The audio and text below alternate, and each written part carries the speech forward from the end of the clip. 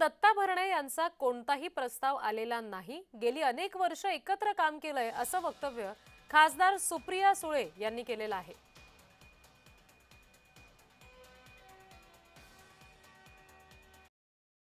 माझ्या काय दत्ता धनकवडेंचं स्टेटमेंट आहे, नावच घेऊन विचारा। माझं आणि दत्ता भाऊचं काही बोलणं झालेलं नाही। माझे आणि दत्ता भाऊचे कौटुंबिक संबंध गेले अनेक वर्षाचे आहेत। आम्ही एकाच मतदारसंघात काम करतो, पण असला कुठलाही प्रस्ताव आमच्याकडे आलेला नाही। ते दत्ताला काही वेगळी माहिती असेल, दत्ता भाऊंना तर मला माहिती नाही, पण राष्ट्रवादी काँग्रेस पक्ष शरदचंद्र पवारकडे असा कुठलाही प्रस्ताव आलेला नाही ना आम्ही त्यांच्याकडे दिलाय। त्याच्यामुळे कुठलाही प्रस्ताव नसताना मला माहिती नाही की काय म्हणजे कसं काय ते असं म्हणले। त्यांना काही वेगळी माहिती असेल, त्यांच्या अंतर्गत चर्चा काय असेल तर मला त्याची।